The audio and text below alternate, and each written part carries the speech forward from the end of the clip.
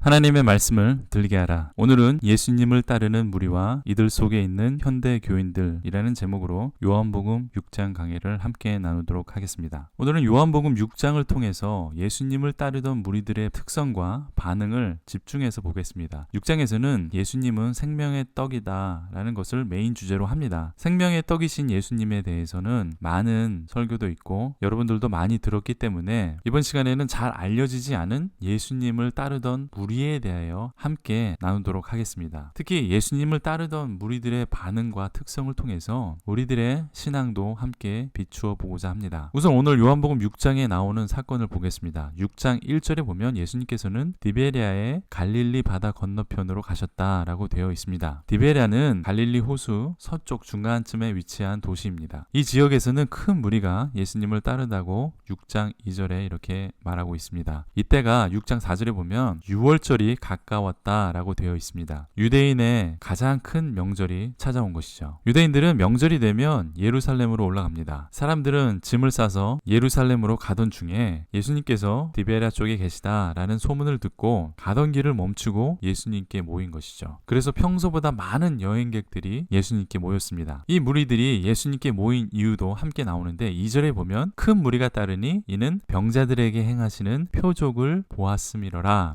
예수님께서 몇 달 전에 예루살렘에서 병자를 고치시고 또 갈릴리 지역에서 병자들을 고치신 것을 보고 또 소문을 듣고 사람들이 몰려들었다는 것이죠. 예수님께서 갈릴리 호수 지역에서 주로 활동을 하셨기 때문에 주변 지역에서는 더 많은 소문이 났을 것입니다. 왕의 신하의 아들을 고친 그러한 사건도 있었고요. 가나안 혼인잔치의 기적도 이 근처에서 일어났습니다. 사람들은 예수님에 대해서 많은 것을 듣고 또 목격했을 것입니다. 이렇게 모인 무리가 또 한 번의 기적을 체험을 합니다. 예수님께서 생명의 떡이라고 이렇게 말씀하시면서 보리떡 5개와 물고기 2마리를 가지고 5,000명을 먹이십니다. 이들은 실컷 먹고도 12바구니가 남았다 이렇게 성경에 기록하고 있습니다. 빌립은 아무리 조금씩만 먹어도 200데나리온이 든다고 했습니다. 데나리온은 하루 일당입니다. 한 데나리온이 하루 일당입니다. 최소한 200일 정도의 인건비가 있어야 이 많은 사람들을 그것도 조금씩 먹일 수 있다. 이렇게 계산을 한 거죠. 그런데 그런 돈이 있어도 그 시간에 그 많은 빵과 물고기를 어디서 누가 만들어서 줄 수 있을까요? 이건 불가능한 것이죠. 이 불가능한 일을 예수님께서는 해내십니다. 이 기적을 체험한 무리들이 어떤 반응을 보였을까요? 6장 14절에 보면 그 사람들이 예수께서 행하신 표적을 보고 말하되 이는 참으로 세상에 오실 그 선지자라 하였더라. 큰 무리는 예수님을 그 선지자 즉 모세라고 말했습니다. 다시 말하면 메시아다.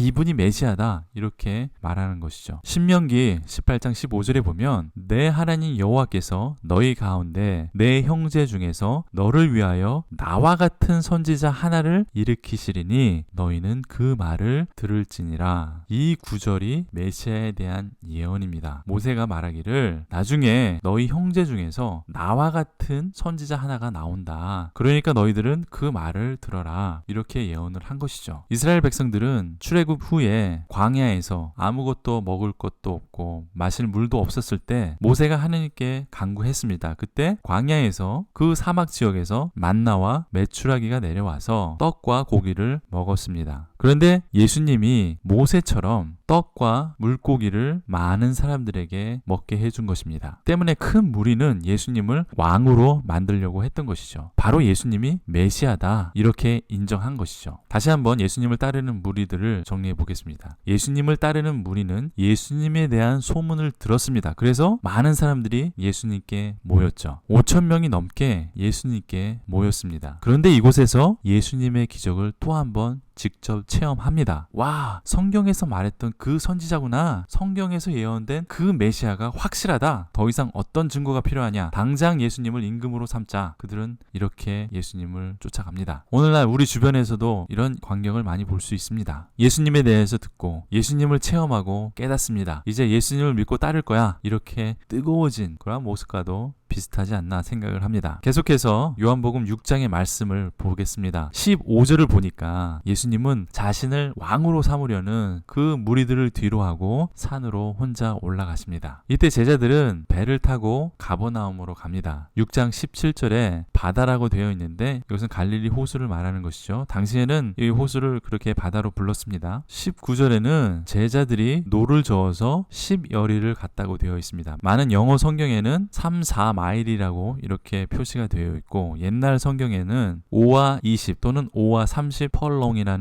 단위를 써서 표시를 했습니다. 그런데 Contemporary English 버전에는 5에서 6km라고 이렇게 번역이 되어 있습니다. 다시 말하면 예수님의 제자들이 디베리아에서 가버나움으로 배를 타고 이동했는데 이 거리가 5, 6km 정도 갔을 때 풍랑을 만났다 이렇게 되어 있습니다. 이 거리를 노를 저어서 가다가 풍랑을 만났는데 다른 복음서에서 보면은 엄청나게 고생을 하고 죽을 뻔한 그러한 사건으로 묘사가 됩니다. 이때 예수님이 물 위를 걸어서 오시죠. 요한복음에는 베드로가 자기도 물 위를 걷다가 빠지는 장면, 그 장면은 말하고 있지 않습니다. 이 물 위를 걷는 기적도 굉장히 중요한 사건입니다. 예수님이 바로 홍해를 건넌 모세와 같은 그러한 선지자라는 것을 나타내는 증거이기도 하죠. 또 엘리야와 같은 엄청난 기적을 행하는 메시아다 이런 것을 보여주는 증거입니다. 다음 날 무리들은 예수님을 찾습니다. 예수님께서 어젯밤에 분명히 산으로 가셨고 제자들은 배를 타고 다른 곳으로 이동했습니다. 22절에 보면은 그때 분명히 배는 한 척밖에 없었다고 되어 있습니다. 그 한 척의 배를 제자들이 썼다면 예수님은 어디로 갔을까요? 그들은 길목에 있었기 때문에 예수님이 길로 가셨으면 분명히 봤을 텐데 그들은 예수님을 보지 못했습니다. 이것도 예수님께서 물 위로 걸어가셨다는 간접적인 증거가 됩니다. 우리는 예수님을 찾아서 제자들이 간 가버나움 쪽으로 갑니다. 디베리아에서 가버나움으로 걸어서 가면 15에서 16km 정도 가게 됩니다. 3시간 30분 정도 걸어서 갈 수 있는 거리죠. 무리들은 가버나움에 가서 예수님을 만납니다. 그러자 예수님은 그 무리들에게 이렇게 말씀하십니다. 26절에 너희가 나를 찾는 것은 표적을 본 까닭이 아니요 떡을 먹고 배부른 까닭이로다. 예수님은 썩을 양식을 위해서 일하지 말고 영생하도록 있는 양식을 위해서 일하라 이렇게 추가로 말씀하시죠. 그러니까 우리는 예수님께 말합니다. 28절에 어떻게 해야 하나님의 일을 할 수 있습니까? 이렇게 물었죠. 예수님을 믿는 것이 하나님의 일이다. 예수님은 아주 간단 명료하게 말씀하십니다. 선교 또는 전도가 하나님의 일이다. 지난 시간에서 다루었던 주제와 일맥상통하죠. 그런데 저는 정말 이해가 안 되는 질문이 무리들로부터 나옵니다. 30절과 31절에 보면 예수님을 찾아온 무리들은 그래 하나님의 일이 예수님을 믿는 것이라면 예수님을 믿을 수 있도록 어떤 기적을 보여달라고 말합니다. 예수님은 어떤 일을 하십니까? 우리 조상은 광야에서 만나를 먹었는데 어떤 기적을 보여주시겠습니까? 이렇게 예수님께 묻습니다. 이 무리들은 어제 분명히 예수님께서 주시는 보리떡과 물고기를 배부르게 먹었습니다. 그 전에는 예수님에 대한 소문을 듣고 예수님이 병을 고쳤다는 것을 목격을 하고 그래서 예수님께 찾아온 사람들이었습니다. 그런데 이제 와서 어떤 기적을 보여주시겠습니까? 조상들은 광야에서 만나를 먹은 것처럼 우리도 그런 기적을 체험하게 해주십시오. 이렇게 말합니다. 예수님은 내가 생명의 떡이다. 너희들이 찾는 하늘에서 내려온 만나다. 나를 믿으면 영원히 배고프고 목마르지 않는다. 35절에서 이렇게 말씀하셨습니다. 또 하나님의 일은 예수님을 믿는 것이다. 하나님의 아들을 믿고 영생을 얻는 것이 하나님의 일이다. 전도나 선교가 하나님의 일이다. 이렇게 말씀하셨습니다. 그렇지만 42절에 보면 무리들은 무슨 소리냐? 예수님이 어떻게 하늘에서 내려온 떡이냐? 하나님의 아들이냐? 요셉의 아들 예수 맞지 않느냐? 내가 그 부모를 잘 아는데 하늘에서 내려왔다고? 하나님의 아버지라고? 이렇게 수군거립니다. 이러한 모습은 어쩌면 우리들의 모습이 아닐까 저는 그렇게 생각을 합니다. 이 무리들 속에서 우리들의 모습이 보이지 않는가 저는 이렇게 얘기하고 싶습니다. 성경은 우리에게 말씀하고 있습니다. 예수님을 체험하고 예수님을 믿고 예수님을 따라갔습니다. 그런데 예수님께서 우리에게 말씀하신 것처럼 하나님의 일을 해라. 하나님의 뜻을 행하라. 이렇게 말씀하십니다. 그런데 우리 그리스도인들은 어쩌다가 예수님을 따르던 무리처럼 되었을까요? 예수님을 쫓아가던 이 무리들은 가던 길을 반대로 예수님을 쫓아갔습니다. 그리고 예수님을 찾아가서 먹을 것을 달라고 합니다. 기적을 보여달라고 합니다. 복을 받게 해달라고 합니다. 벌써 이미 받았고 벌써 이미 체험했는데 그들은 예수님께 더 달라고 얘기를 합니다. 영혼이 잘 되고 천국 가고 이 땅에서 배부르게 살고 편하게 풍족하게 복을 받으면서 살게 해달라고 하는 우리들의 모습과 비슷하지 않습니까? 건강하게 살게 해달라고 합니다. 자녀들이 복을 받게 해달라고 합니다. 열심히 기도합니다. 비나이다 비나이다. 우리 조상들이 했던 것과 뭐가 달라졌습니까? 예수님은 하나님의 뜻을 행하려고 이 땅에 오셨다고 했습니다. 무리들에게 떡과 물고기를 주고 아픈 병자를 낫게 하고 여러 가지 기적을 행한 것은 예수님이 하나님의 아들이고 하나님의 뜻을 행하려고 이 땅에 왔다는 것을 증명하려고 베푸신 것입니다. 그렇지만 우리는 그 하나님의 뜻과 예수님의 일에는 관심이 없습니다. 오직 떡과 물고기에만 관심이 있는 것이죠. 병이 낫는 것에만 관심이 있었습니다. 우리도 무리를 걷기 원합니다. 예수님의 떡을 먹기 원합니다. 예수님의 물고기를 먹기 원합니다. 예수님께서 그게 아니다. 하나님의 뜻을 행하라. 사람들이 예수님을 믿고 예수님의 제자가 되도록 해라. 이렇게 말씀하셨습니다. 그러자 무리들은 실망을 하고 예수님을 떠나갑니다. 오늘날 예수님께서도 우리들에게 이 성경 말씀을 가지고 똑같이 말씀하십니다. 하나님의 뜻을 행하라. 이렇게 우리들에게 말씀하고 있습니다. 이제 그만 복 받는 것을 찾고 예수님의 일을 해라. 전도, 선교, 이게 바로 하나님의 뜻이고 하나님의 일이고 예수님의 양식이며 예수님의 사역이다. 이렇게 요한복음에서 계속해서 말씀하고 있었습니다. 요한복음 6장 38절에 예수님께서 하늘에서 내려온 것은 하나님의 뜻을 행하려고 오신 것이다. 이렇게 말씀하고 있습니다. 내가 하늘에서 내려온 것은 내 뜻을 행하려 함이 아니요 나를 보내신 이의 뜻을 행하려 함이니라. 39절에 하나님의 뜻은 생명을 살리는 일이고 40절에는 아들을 믿는 자들이 영생을 얻는 것이다. 이렇게 말씀하고 있습니다. 더 이상 무슨 말이 필요하겠습니까? 우리는 이 하나님의 선교에 동참을 해야 합니다. 오늘날 우리는 많은 젊은이들과 청소년들을 믿음에서 잃어버리고 있습니다. 어려서 교회에 다니지만 고등학교, 대학교 또 직장에 나가면서 신앙생활을 하지 않게 됩니다. 여러 가지 원인이 있겠지만 그 중에 하나는 예수님을 믿으면 잘 돼. 예수님 믿으면 좋은 대학 갈 거야. 예수님 믿으면 복을 받고 좋은 직장에 갈 거야. 축복받을 거야. 우리가 예수님을 따르는 목적이 이것입니까? 예수 믿고 구원받는 것이 그게 답니까? 잘 먹고 잘 사는 것, 이게 예수를 믿으면 따라오는 축복입니까? 범사에 잘 되고 좋은 학교와 직장은 예수님 없어도 됩니다. 그렇지만 하나님의 일에 함께 동참하고 하나님과 인격적인 관계를 맺어서 영원히 하나님의 나라에서 하나님과 함께하는 것은 예수님 없으면 불가능하다는 것입니다. 그것은 오직 예수밖에 없습니다. 예수님 아니면 안 되는 것입니다. 그 때문에 예수님께서 십자가에 피 흘리고 돌아가셨습니다. 이 땅에서 복받고 유명해지고 잘 먹고 잘 살라고 그래서 돌아가신 것이 아닙니다. 이 세상 모든 민족이 생명의 양식인 예수님을 먹고 영원히 줄이고 목마르지 않게 하기 위해서 돌아가셨습니다. 영원한 생명으로 영원히 하나님과 사랑하는 관계를 맺으라고 그래서 십자가에서 돌아가셨습니다. 예수님의 십자가를 우리의 부와 명예로 바꾸지 말아야 한다는 것이죠. 저와 여러분은 생명의 양식인 예수님을 통하여서 하나님과 영원한 관계 속으로 들어가길 원합니다. 그래서 하나님의 일에 동참하고 하나님과 영원히 함께 하시기를 간절히 축원합니다. 아멘. 도움이 되셨습니까? 질문이나 다른 의견이 있으시면 댓글을 남겨주십시오. 구독해 주시면 계속해서 하나님의 말씀을 들으실 수 있습니다. 또 이 링크를 공유해 주셔서 하나님의 나라를 확장하고 하나님의 일에 동참하시는 계기가 되시기를 간절히 원합니다. 감사합니다.